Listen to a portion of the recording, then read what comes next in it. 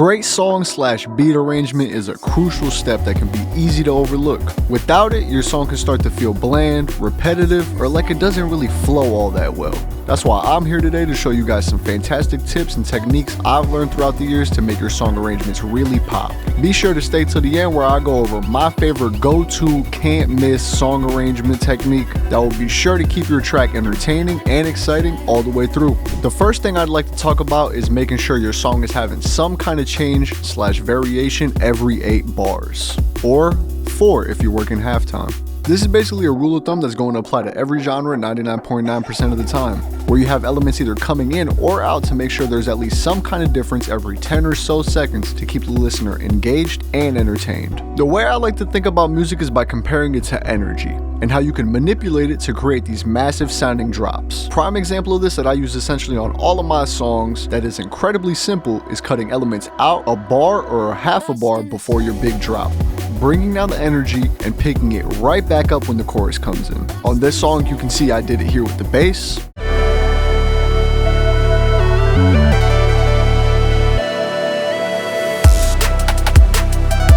And in this example, I take it to the extreme by cutting out every single element other than the vocals.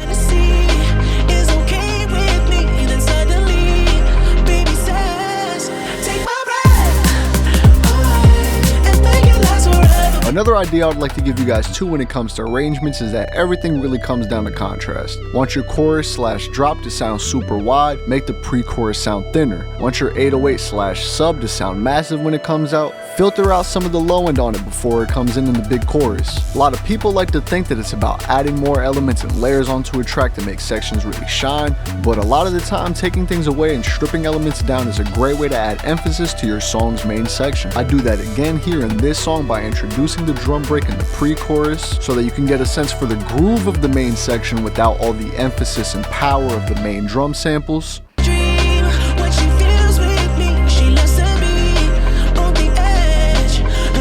And going back to Let Me Drown here, where I filtered out every single element other than the main lead during the pre-chorus to really let it come forward and to really make that second chorus super impactful.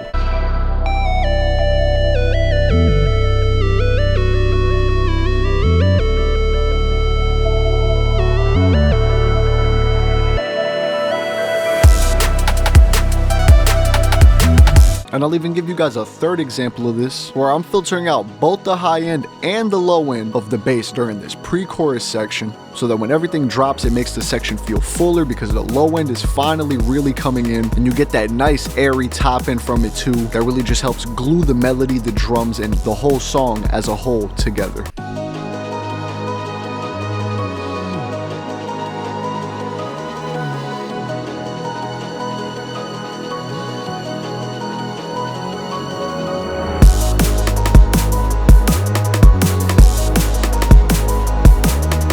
Now what about effects? Those are a great way to add excitement to your arrangement, right? That is correct.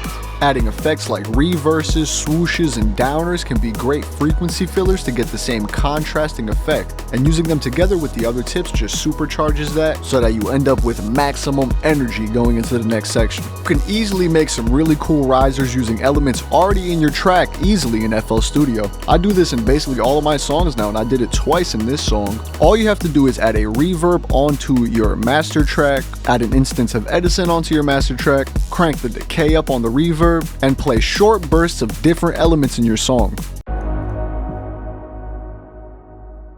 It works really well with vocals, chords, pads, the lead. I even did it with the bass on this song. This is very much a trial and error kind of thing, but the payoff is huge because you can create a great unique riser that fits extremely well with your song. Once you found the one that you like, all you have to do is drag into your project, reverse it to taste, and you're good to go. And now on to my favorite arrangement technique. This is a song structure that I've been seeing pick up a ton of popularity lately, with some of the biggest artists in the world featuring Taylor Swift, The Weeknd, Ed Sheeran, and I'm gonna break down for you guys right now. I essentially always start with the first 8 bars of the song being very minimal. I will usually just have the main chord slash pad layer playing along with either the main element or some kind of counter melody to make sure the intro isn't boring.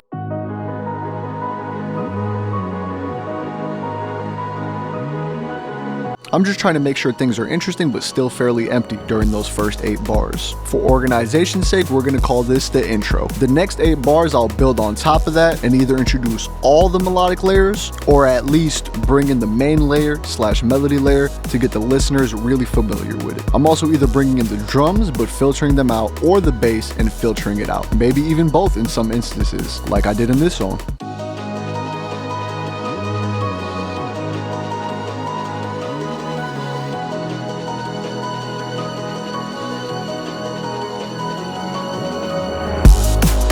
As you can see, I will then cut out both the bass and the drums either a bar or a bar and a half before the next section, where I will then add some kind of riser, swoosh, or maybe even just use the silence to let the lead layer shine through right before the big chorus. We will call this section the pre-hook / pre-chorus. Next, I bring in all the layers of the song for the next 8 bars except for the lead layer to let the impact kind of shine on its own and letting the song breathe a little bit. I will then duplicate that, but this time bring the lead layer back in, which wraps up our 16-bar chorus. I then go into the first 8 bars of the verse, where I will typically take away almost all the melodic layers other than anything playing chords to really let things simmer down a bit. Here you can see I did basically just that. The only thing I left was this kind of ARP sounding kind of thing that I have filtering in and out throughout the song. I will then duplicate that and bring in either some of the accent / ear candy layers or the counter melody, something that just isn't the lead layer, to pick up some of the energy and let the listener know that the second chorus is coming soon.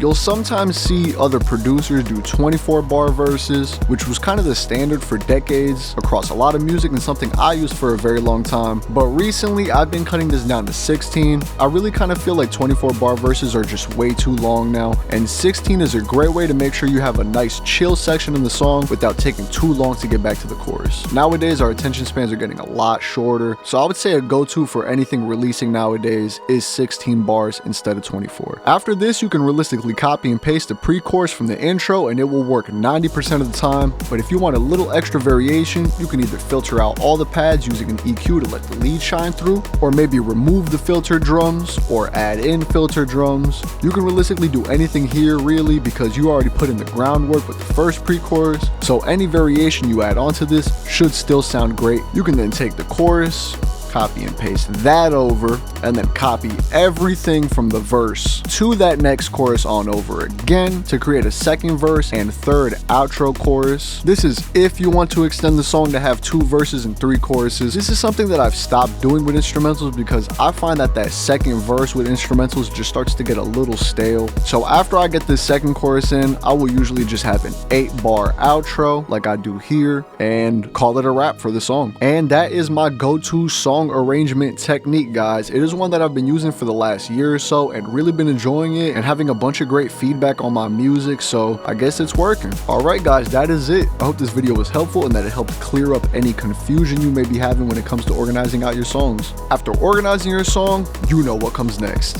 mixing. And lucky for you, I just uploaded a video where I break down the mixes of the 3 most popular songs I've posted on this channel. Why not watch that video next? Thank you all for watching, and I'll see y'all in the next one.